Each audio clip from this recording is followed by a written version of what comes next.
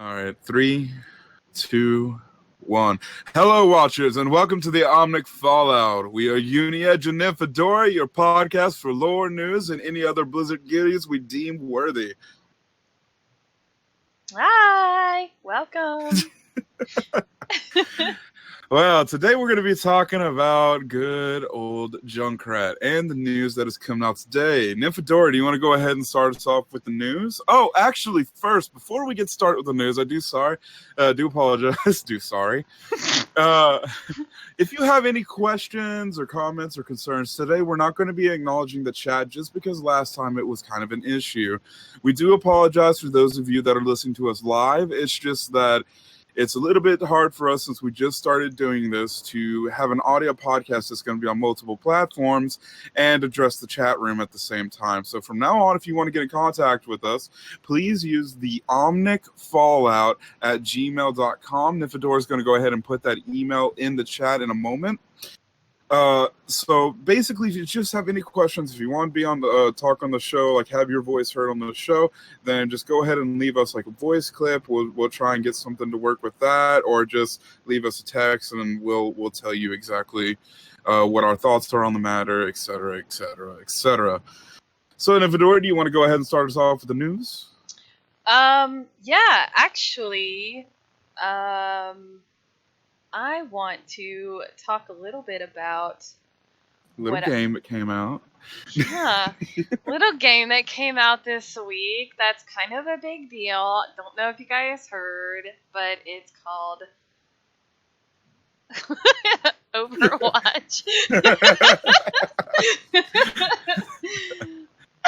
For those of you in the audio portion of this, he's lifting up his special goodies that he got from his because you bought the deluxe edition.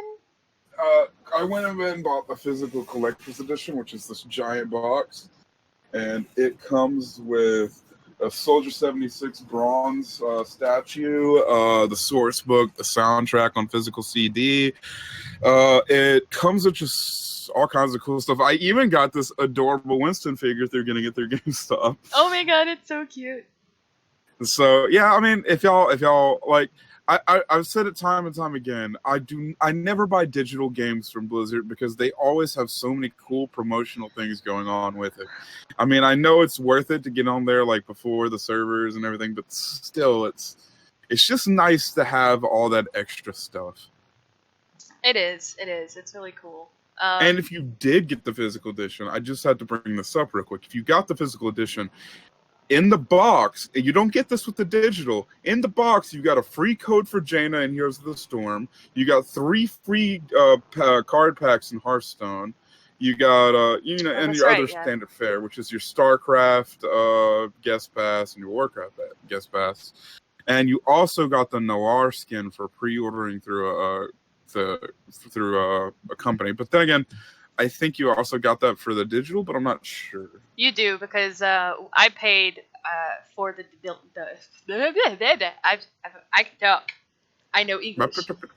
Yeah, I bought the digital deluxe edition because I didn't think about, it's Blizzard, I should get the actual physical edition. Mm-hmm. I usually buy the physical expansion of Warcraft, of WoW. Every expansion I buy the physical expansion. Mm-hmm. The same here. I buy the collector's edition every time.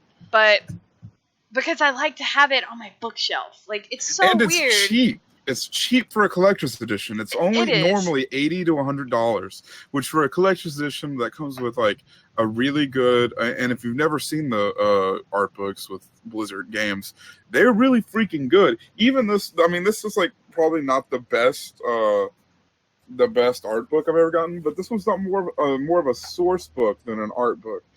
Like, but when you get a Blizzard art book, just the art in it, like the concept art and the finals and all the you get to see everything in a way that you didn't get to see it in game, and everything just pops and looks a lot better, and it's just something nice to have.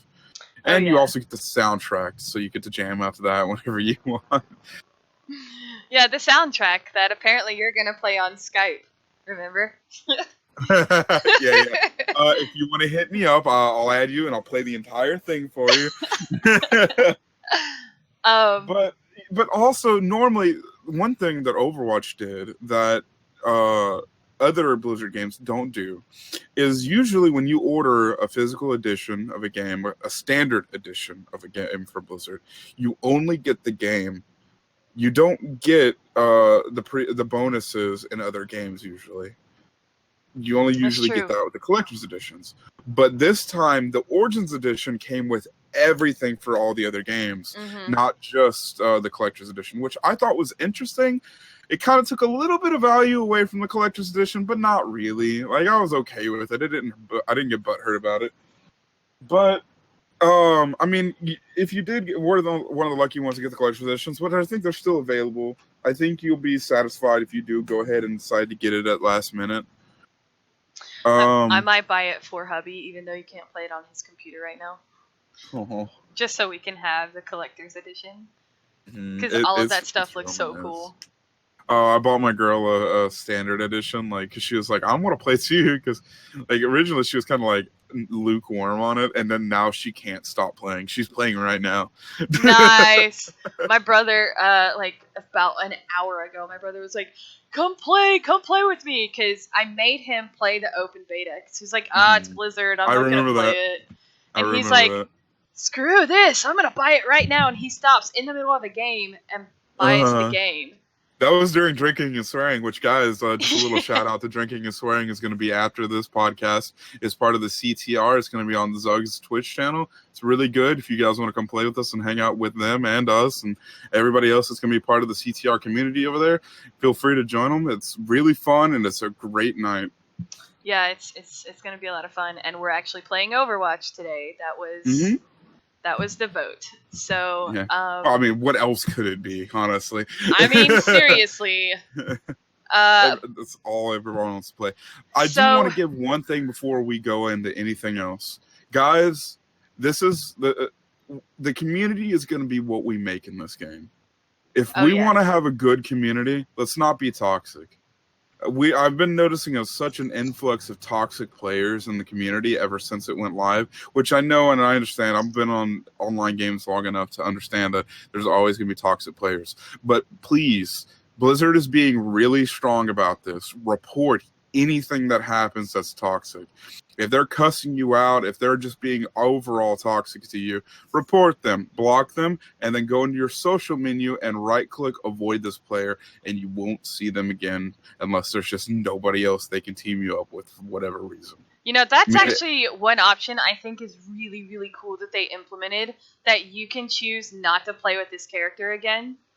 I think that's so awesome, because as a female in the gamer community, when people find out that you're a real girl, you tend to get harassed a lot, especially if you're streaming. So I think that's a really cool thing. I've actually had to report a couple of people this week, because we were in a match yesterday, and I kid you not, a Hanzo hadn't even killed anybody, and he already had his ult up. I was like, there is no way. And then our Hanzo, who was getting headshot after headshot after headshot, was, taking a while to get his, the normal time to get an ult. And the guy had like 2 ults before he ever got his 1 ult up. So we had to report for aimbotting, because that was just seemed a little suspicious to us. And it was a whole group. If you guys are going to be cheating in this game, prepare to be banned. They're not going to play with you. They've already made a formal announcement that anybody caught cheating is going to be immediately banned and account suspended. And if from what I understand, that's going to mean your entire Battle.net account. So if you're like me and Nymphadora, who have like thousands of dollars invested in Blizzard already, it's not worth it. It's a video game. What's the point of cheating? If you want to cheat, then go play like Call of Duty or some other. Like, I'm not gonna lie to you FPS. guys. There's a couple games that I have cheated in just because everybody else is cheating, and that's the only way you could play the game, really. And that's like games like I don't know if you ever played a little game called Guns the Duel, but they had such a problem back in the day with cheating Like, you could not do anything. And they're like, a lot of their things, like, they had not a single player mode, but like a versus NPC mode that you literally could not beat without cheating. It was that difficult. But I mean, like, it's a fun game without needing to cheat, honestly. Yeah. It really is. So it's not worth it, in my opinion. It's just not worth doing it. And cheating, like, it just makes the value of the game go away so much faster for you and everybody around you. Oh yeah. But anyway, moving on. So some really exciting news that I read about this week. I'm so excited.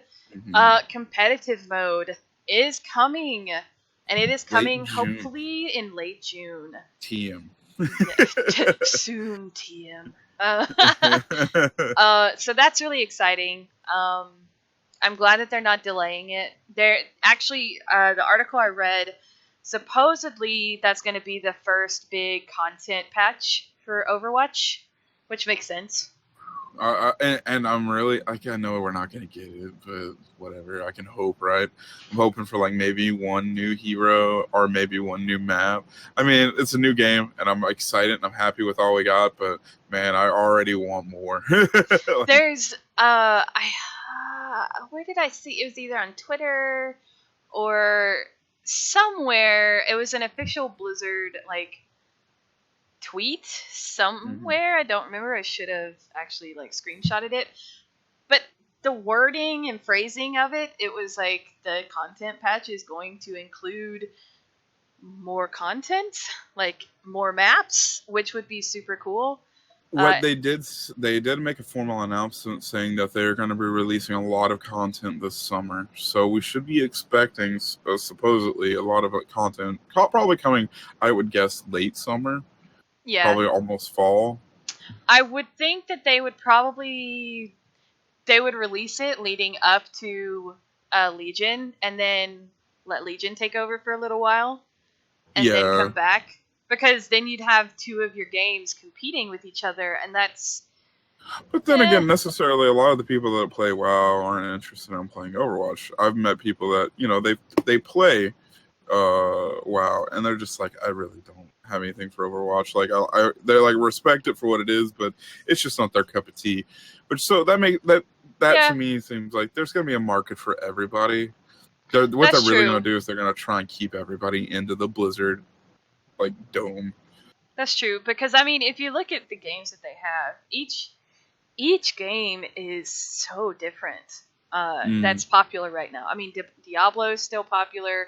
StarCraft is still popular. I think those two are... Is it? I don't know. I never got into StarCraft. No, not really. StarCraft is kind of dying. Oh, is it? It's been dying for a little while. Because Diablo's making a comeback. Oh, Diablo is, but StarCraft it's starting to really decline in popularity. A lot of its pro players have to resort to less than savory methods in order to actually make money as a pro StarCraft player. So it's starting to look like the water's starting to get muddy in StarCraft, and they need to do something soon to bring that market back. Like the single player thing that they're releasing is all right, but their multiplayer is dying pretty fast from what I understand. Now, that's just my opinion on it. It may be completely wrong. I'm not the biggest esports fan, especially when it comes to StarCraft. I've been to a couple of the finals, but that's only because I was waiting in line at something else at BlizzCon. So just with a grain of salt, like, it's still exciting and a lot of people still go out to it, but it's not making nearly as much money as it used to. Interesting. Very interesting. So this week with the launch, they put out the loot boxes, which you get 2 loot boxes for $1.99, like 5 for $4.99, and then you get 12 for like $9.99 or something like that, and then it keeps going up. Do you think loot boxes... You get 11 for $9.99, you get 5 for $4.99, and then 2 for $1.99, and then 50, like the most you get is like 50 for $40. Yeah.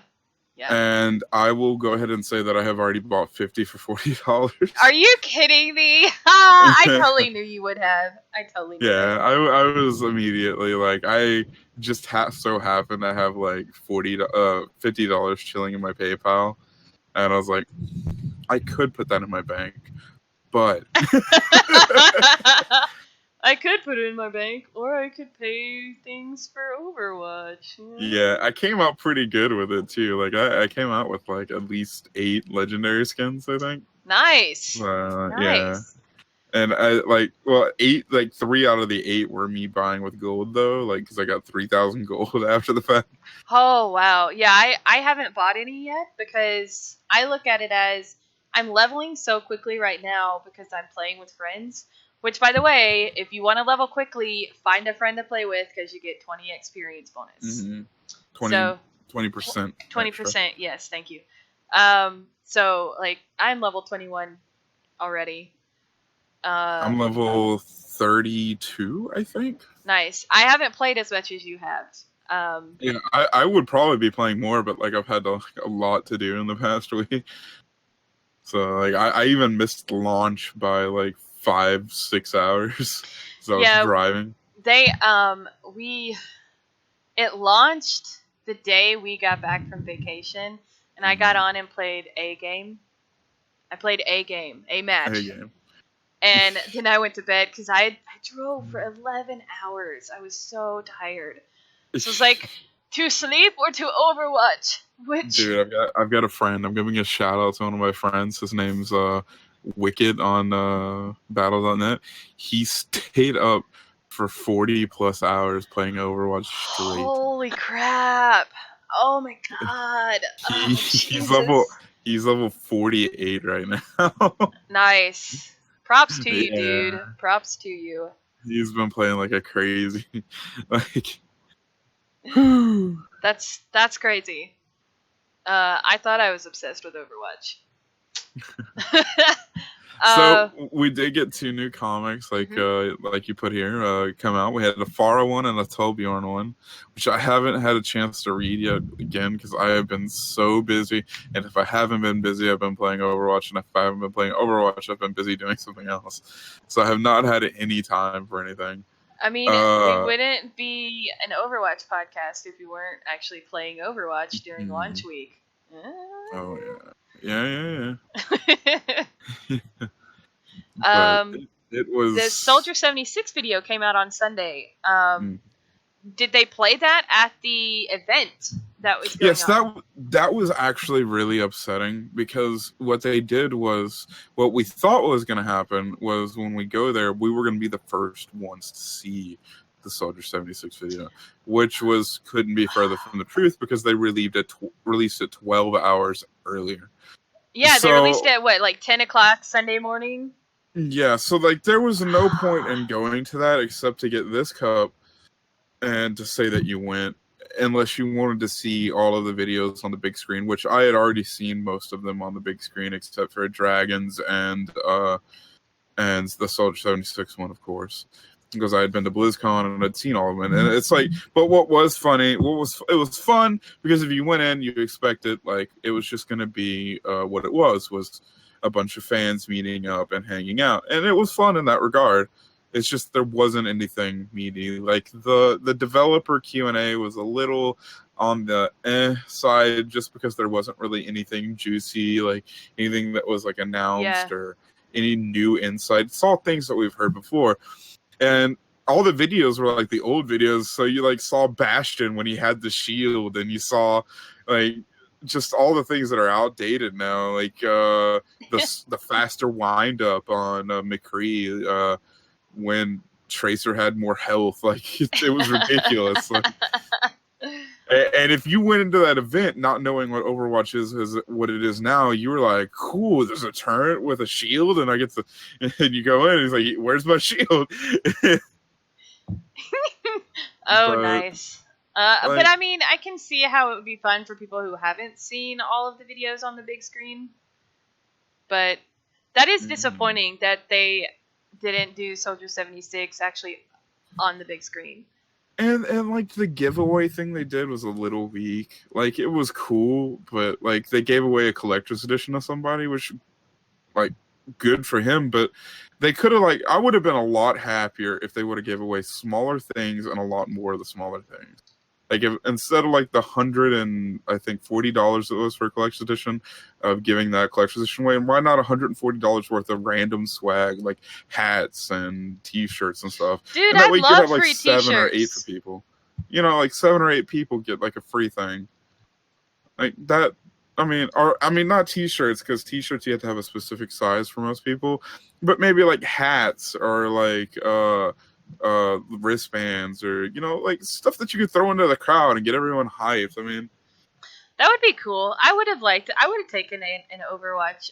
Even if I couldn't wear it, I'd still take an Overwatch t-shirt because sure. I sew, so I could actually make it into something I could wear. Yeah. But whatever. It was fine. It was fine. I mean, I got a cool cup out of it, and I'm happy about that. That cup is cool, and it's a better cup than what they had at Taco Bell. So.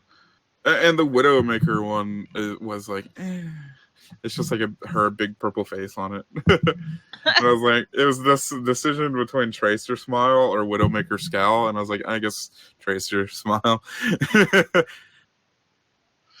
Anyway, moving on. They did release. What is this they released? The career specs by logging into the Overwatch site. So basically, if you go to Overwatch.com and you log in basically with your Battle.net ID, it will bring up the website of like your career stats, and it's everything in detail. So just basically like if you want to see your careers, it tells you. It tells you how many games you won out of how many games you played. I had heard about that, but I hadn't checked it out yet. It's really cool. It tells you, you get a lot of that actually in game by checking out the career stats. So, but it goes into more detail, and you can pull it up. So it's pretty much like the Armory. Yeah, exactly. It's basically Overwatch's Armory. Oh, okay. It's pretty neat. I looked at mine and I'm not too shabby. I could be better, but it's not too shabby. I've been like mine are probably abysmal because we've been doing like really cheesy strategies, like all 6 characters a lot because it's fun and why not? Like I don't really care about this game to go pro. Like I know I'm not most likely never gonna go pro in this game. I just want to have fun with it. So that's what I'm doing. I'm not try-harding. So, like, me and my friends, we'll go on there and we'll do, like, 6 Winstons and hang out. Or we'll go, like, 6 Mercies and just do Secret Mercy and pop out on the... that's funny you say that. We did, my brother and I were playing earlier today, and we were in a game. I actually posted it on YouTube. We got in, and this one guy goes, all Tracer! And we were like, okay, sure, we'll go all Tracer. We went all Tracer, and, like, we won. We were doing Nambani? And, what's the name? yeah, and, we got that payload in there so quickly.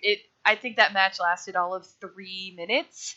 And I never died once, and I had 10-player kill streak. Best play I've ever done with Tracer. Never been that good with Tracer. I was quite proud of that. Man. I've been cheesing really hard as May lately. I love May. So Blizzard is offering 1 free Battle.net name change, which I think is 1 more than Sony has ever allowed anybody. They did this with Heroes as well, because a lot of people have their names, like their actual full names, as their battle ID. So, or they have a questionable battle ID name.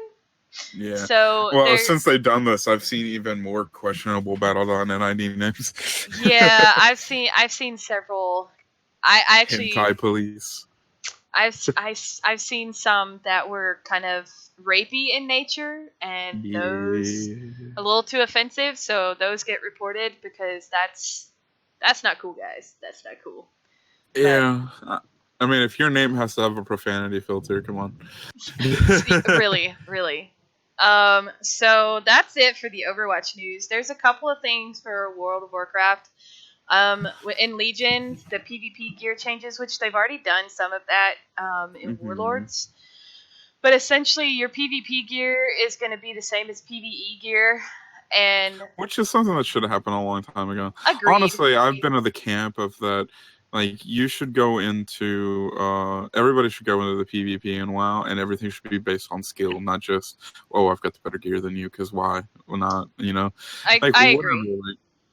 You shouldn't be automatically able to do more damage in PvP just because you have played it longer. Like, that makes no sense whatsoever. That'd be like if I were playing Overwatch and I played for 300 hours and I could one-shot Roadhog, but a new Roadhog, but only because I've been playing 300 hours. You know, that would not be fair in the least bit. No, I agree. I'm glad with this because to me it's going to make PvP more fun because it puts everybody on a level playing field. I have not done PvP since Wrath of the Lich King, mainly because it is impossible unless you have absolutely all the time in the world and no life to do PvP and PvE and everything else that is in WoW at the same time. There's a lot going on. So ridiculous. There's a lot going on. And I don't mean the people who dabble in PvP and dabble in PvE and PvP at the same time. I mean the people who have like 2300 rating, 2200 rating, and like they're also doing mythic rating, and like I'm talking about those people. It's like, how do you even how do you find time for that in your life? No, I completely agree. But this week started the transmog gear from the Warcraft movie. All you have to do is log in and you automatically get it, which it's kind of cool looking. So if you... It also looks like way out of place. It does. Way too high res for the rest of everything else that's in the game, which I think is going to change when we get to Legion, because Legion's supposed to have, like every expansion, a graphics update just by like a smudge. And if I'm not mistaken, the Legion update, the graphic update for Legion is more than what Warlords called for. It's not quite up there to where Overwatch is, because Overwatch, you gotta have a good computer to play Overwatch. But Legion, they're trying... Even my gaming laptop that I just upgraded to... I've got a 965M NVIDIA graphics card in my 2 gigabyte graphics card in my laptop, and 8 gigabytes of RAM. I used to have, now I have 16 because I upgraded it the other day, and I could still only run. And I got an i7, but that's neither here nor there. But I can still only run this thing at medium. I can probably run it at high, but I just don't want to get those like lag frames. Yeah. What's my? I don't even remember what my card is. Ron. What's my NVIDIA card? My graphics card. It's a Radeon, that's right. R7. It's a Radeon R7. So. I just never... I'm always like... I'm such a... I build PCs in my spare time. I love hardware. And I always only ever go Intel and NVIDIA. Or like I never go ATI or it's. I like AMD better because it's quieter. From my personal experience. It all depends on what you run. Yeah. Like, I run in NVIDIA and Intel because just I get better quality out of it. And as far as sound quality goes, it all depends on the fans and the things that you put into your system and how you set it up properly. Yeah, we got a good deal on Black Friday for this for my tower. So that's why I didn't build it this time. But anyway, that's neither here nor there. So, nothing right. really special came out for Heroes or Hearthstone this week. So, Well, there was like a few things with Hearthstone. There's a couple card changes, but that I don't know. We're not a Hearthstone podcast, and I don't like Hearthstone that much. So I know nothing about Hearthstone. Sorry, guys, I don't know Hearthstone. Yeah, neither do I. I don't. I played it for a little while, and I was like, well, I guess this isn't my thing. Alrighty, so we're gonna move on to the lore, which the lore for the character is coming up. Explodey. We're gonna be doing Junkrat. Yay! It's my favorite character in the game. Same. I love Junkrat. He is just so much fun. He Okay, really is. basically, if you're gonna be playing him, prepare to be Mortarman 9000. Yeah. If you played Team Fortress 2, he's very much like Demo Man. Mm-hmm. He's the man, just, the mortar, the Junkrat. He's just so fun. So basically, Junkrat is an explosives enthusiast.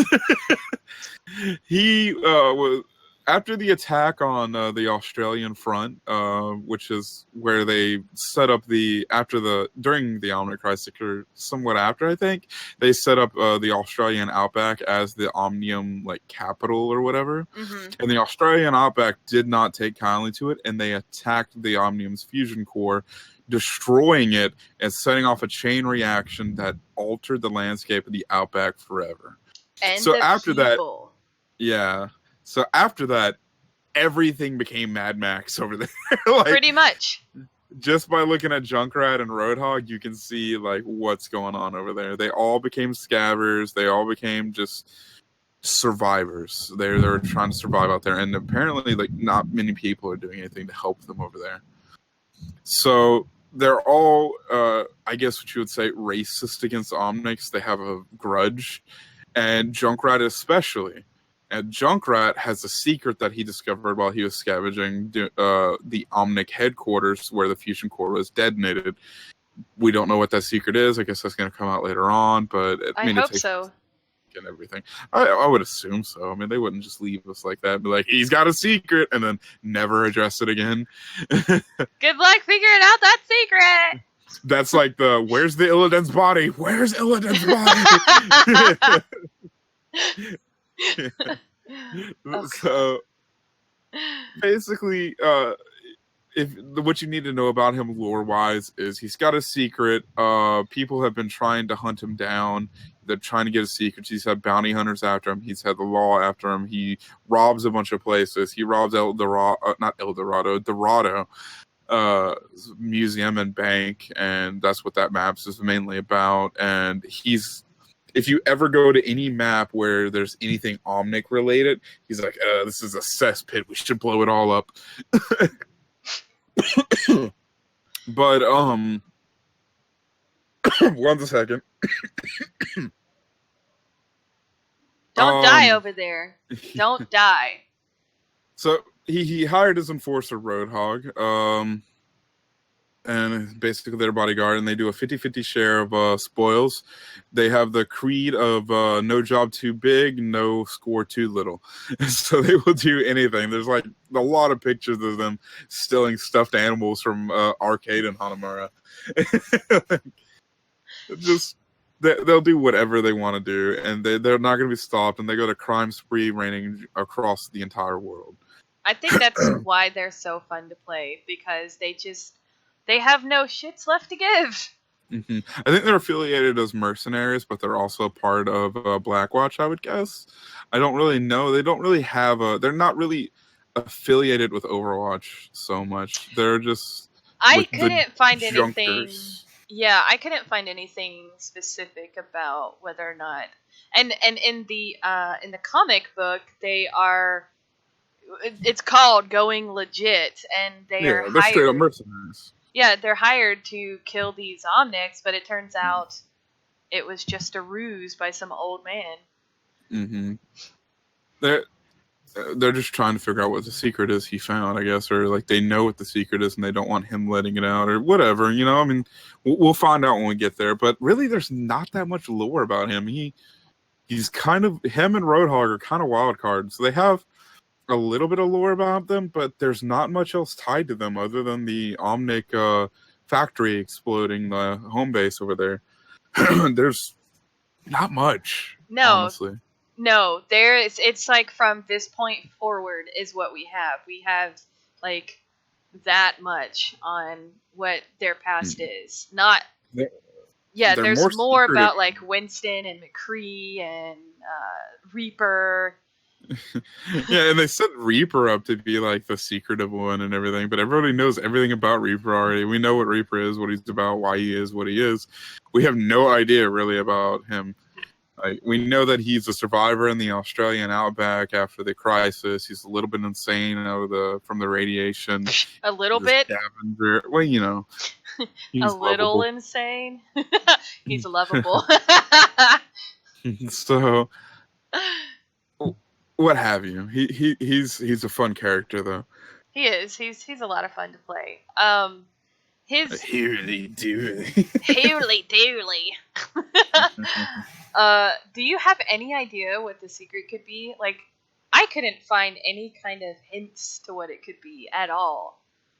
I would assume that it was the company. I think it's called Omnium or something. Yeah, the company is called Omnium. I think that they originally set them up to be AIs to start a war. I think that's what they did. Like, they wanted that to happen. I think that's the secret, and it was set up by the governments and by the UN, and that's why the UN was so on board to take Overwatch down.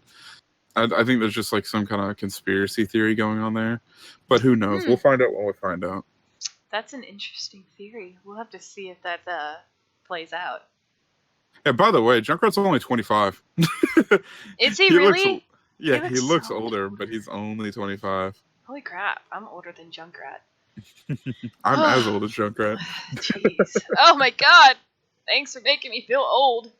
So Junkrat's gun, they call the frag launcher, which it basically launches grenades, and you can headshot people with it, and it'll blow their faces off, which is really fun if you're good aim. If you're like me, and those are lucky shots, those things bounce off walls and will explode a few seconds later. I like using his gun to just shoot over things and hope that it hits stuff. And it usually does. Oh yeah.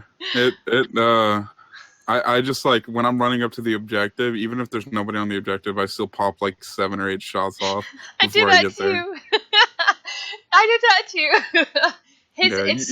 It's a great way to try and clear out an area. It really is.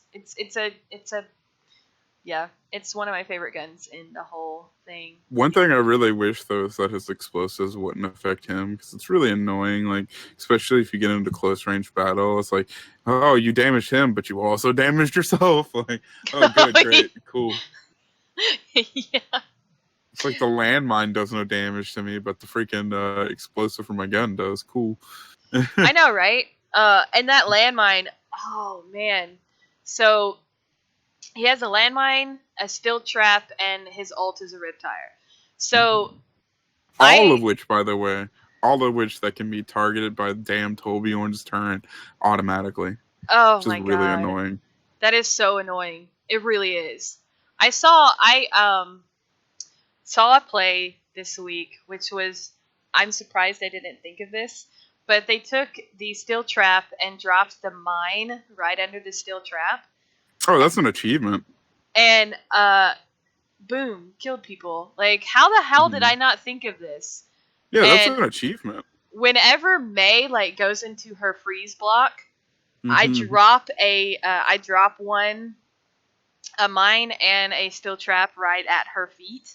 Because the trap, if you throw it right, will actually go under the block. And then she gets trapped. And then you can kill her when she comes out of it. Because another thing you can do is, if you're not good at setting it up under her, what you can do is you can set the mine behind her and then the trap in front of her. Yes. And then detonate the mine as soon as she comes out, and it'll throw her into the trap if she's not already dead. Yes, definitely. It's a really fun thing. The Riptire, I mean, that thing, You can get sniped easy. It can. It really can. Like, I have wasted my ult so many times. You have to, like, go all zigzaggy, and, like, it's just... It's a good ult if you can place it right. Like any ult, really. It's a good one if you place it right and you do it right. Which you just have to... You have to make sure that you can... You know there are people up there to actually kill. I think if you have a Widowmaker or a Hanzo, and you can see when they're all grouped up together, that's the best time to use your ult, your Riptire. And then, lastly, if someone comes up to Junkrat and kills Junkrat, and they're within melee range, basically, of Junkrat, he explodes on death. So you can take somebody down when you die, which is kind of cool. That is my favorite thing. I've gotten a triple kill with those after death explosions before. I have too! Like, it's so satisfying because like they come over your body. Like Reaper is the perfect person for it because he will almost always come over your body because he's trying to collect your soul after you die, and if he doesn't get your soul in time, he will not survive the after explosion. But if he does get your soul, he will. Yes. Oh, it is satisfying when you kill people after you die as Junkrat. Like, that's my favorite thing. I'm like, ha! You killed me, bitch, but I killed you back. So that's pretty much Junkrat gameplay. I mean, you just gotta have fun with him. Oh yeah. I mean, yeah, it's just fun. I don't have any other special things about his gameplay other than if you're playing against Bastion or Torbjorn as Junkrat, that's who takes out Bastion and Torbjorn is Junkrat. But you gotta be careful. You do. You have to be careful because they usually set up in a corner, which is good for you if you can get to the right angle of that corner and you can bounce. Unless it's like around another corner, then it's like, well, yeah, you have like to watch Point Gibraltar. Oh. It's great when you can bounce your grenades off of a wall and make it go into like their little cranny wherever they are. And then you kill them. Like, that's the best way to play against Bastion and Torbjorn, is to have a Junkrat.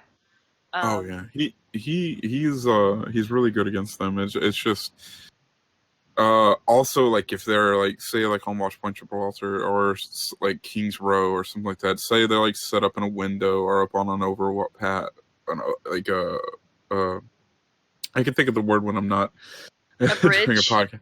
Yeah, a bridge of some sort, like an overhang. If they're set up on that, then you can get right below them and then like throw up your mine and blow them up just from below. Because they can't like look down at you. That's like the one angle they can't look directly down. Well, Bastion can't, but Torbjorn can. Like the turret can like you can be like on top of the turret and it will look at you. Like whatever. I don't know what I'm talking about anymore. I need to start drinking. But, so I was playing against Reinhardt a couple of times, and you can go through his shield. You can just walk through his shield. I've killed so many Reinhardts because of that as Junkrat this week. So many, because I just walk through his shield, throw down his stupid trap, and then, throw down the mine and, get rid of Reinhardt so quickly. Another really good strategy with that is if you're like a good distance away from the Reinhardt, like keep taunting him, throwing your bombs at his shield until he charges you, and then throw your trap down as he's charging you, and it'll stop him mid-charge, and then blow him up. Yes, that's so awesome. Yes. Or set your mine up, like throw your mine at his shield, and then keep backing out to where he keeps following you. Then blow him towards you and set the trap up behind you, and he'll get trapped as well. Oh, yes, that's a good one, too. I'm going to have to try that one now. There's a lot of good strategies, if you think about it, that you can do with him. Now, the thing is he's not good at taking down Pharahs, really. I mean, you can, throw your mine up and hit her pretty well. You could try and hit her with your bombs, but it's not going to work out too well unless you got, precision aim. Because he's got this arc that starts after a little bit on the grenade launcher. So, I don't even go for Farah if she's up in the air. I'm just like, yeah, screw it. I'll let somebody else take care of her. I do try to like throw my mind up better so I can like knock her off Keter so she doesn't get accuracy for a little bit. Like that, I love doing that to her. Yeah, Just like concussion. I have one more trick, which a lot of people complain about Tracer, but I take down Tracer all the time when I'm on Junkrat because I save my traps when I'm playing because they expect your traps to already be down, so they look for them. Well, you can go ahead and set up your trap, like just set it up, and then half the time before they even assault you or try to attack you, you'll have your trap back up. So like you have that secondary trap set up. That's true. If I am playing against a Tracer though, I will make sure to throw my trap out because what I've noticed with Tracer gameplays, they'll blink all around somebody if they're trying to kill them, which makes sense. The players will focus on one target instead of multiple targets at once. So when they're trying to kill me as Junkrat, I throw down the trap, and she always gets caught in the trap. And then she's easy to kill because she is squishy as hell.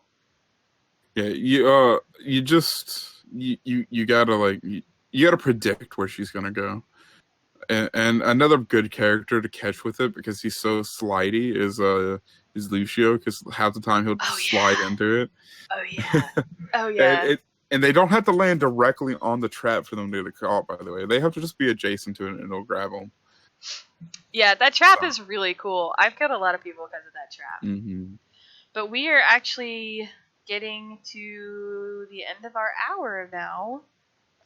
I mean, we got a little bit of time, so we can go ahead and talk about what we've done this week. Like, what games have you played this week? Other than Overwatch? Nothing. Yeah. No, actually, I'm really excited. I did a moose run on Thursday. There is a thing called #FriendshipMooseRun, and they have a lottery on Thursday. There are 2 different days they'll do a lottery, and you go into their Twitch stream, which is Automatic Jack, AUT Automatic, and then Jack is spelled JAK. I still have to do mine. It's really cool. You go in there and they do a lottery system, kind of like a raffle system in a basic Twitch stream, and I got chosen, and I got to go in and get my moose. That's cool. So I have the moose. I'm so excited. Yeah. Other than that, I had vacation last week, and it was awesome. Chris Betson made a promise that he kept it. There will be moose mounts. So what did you do this week? Played a lot of Overwatch just like everybody else. I did a lot of traveling as well. I had to go back and forth to Austin to pick up my friend and then drop her back off and pick up mail and everything. I think I just had a bunch of, also with that, I also had a bunch of chores I just had to do. Like, I don't even want to go into it. It was ridiculous. Sunday, I did go to that Overwatch event like we were talking about at the head of the show. That was kind of fun. It was exciting. I had another friend that went to the same, a different event in a different, the same event in a different city. And he was kind of like lukewarm about it as well. So that's such a bummer. It was okay. Like, it was kind of fun. Also, if you guys are interested, don't forget that the pop vinyls for Overwatch are going to be coming out soon as well. Yeah, so there's gonna at GameStop they're gonna have a exclusive Soldier 76 one. So if y'all want to Soldier 76, go to GameStop to pick up that one. The other ones I think they're gonna have is there's gonna be like a bigger Winston one. Hot Topic is gonna have one as well, and I can't remember which one. I saw it a few days ago, and I was like, "Oh, cool!" I think it's I think it was Widowmaker is the one that they're gonna have. That makes sense. Yeah. Hot Topic, Widowmaker. Yeah. That's one thing I am looking forward though too, is just all the merch that's gonna be coming out of this game. Like, yeah, I'm excited. Have you? Okay, I don't want to go too much into the reviews on the Warcraft movie, but have you read any of them? I've read the headlines. I've read the headlines, and so far it sounds like they're judging this movie before they even go in. Yeah, like a lot of these people, like I read a little bit of one from I can't remember the name of the magazine, but it's some kind of magazine. I think they're like more of a fashion type magazine, so whatever. Like, who cares what a fashionista has to say about a movie? But like it. I don't care what people say. I'm probably still gonna go see this movie 6 or 7 times before it's out of theaters. Like, I've actually had some European friends who have actually seen it, and they said that it was really good. So yeah. Don't listen to the critics. If you're planning on seeing this movie, don't listen to the critics. Ignore it. Never listen to the critics, honestly, because Roger Ebert thought Raiders was terrible. Yeah. Unless it's Marvel, the critics aren't going to like it. Marvel or Pixar, they're not going to like it. Seriously, anything that is high fantasy, critics don't like. They didn't like Lord of the Rings when it first came out. They didn't like Harry Potter when it first came out. They're like, if little kids can't watch it, they don't give a shit. Exactly. Like they're all like protective parents and shit, and it's like, oh god.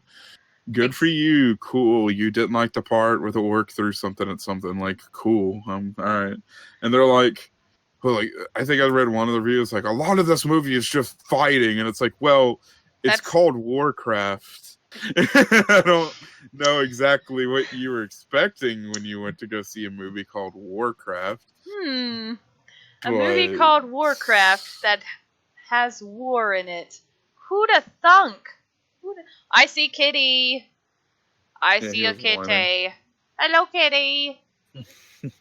Every podcast has to have a cat. Yeah. That's ours.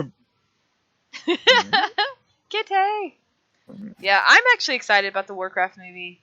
Oh, I am too. I'm ready to go see it.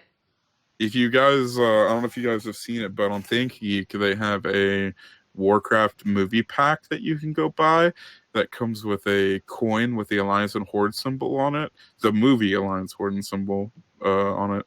That's kind of cool. And it comes with either the Alliance or the Horde patch, like a patch you can put on a jacket or whatever. It comes with a lanyard and a secret item that they haven't revealed yet. So that's coming in too. That's pretty cool. And then if you were lucky enough to get not lucky, if you went ahead and got the loot crate for this month, it's supposed to come with a Warcraft item or two. I'm not going to spoil any of that because people like the surprise and everything, and it's already been kind of spoiled for me. Like, I mean, there's been a lot of Warcraft promotional material out there, and I've been happy about it, honestly. I really want this movie to succeed, and I think it will. I don't see any reason it won't. Me too. And, a lot of people have complained about the media and the PR for the movie. And I have to say this as a film person, because that's what I do for a living. This is Hollywood creating this PR. They are doing the marketing for a movie. They're not doing the marketing for a game.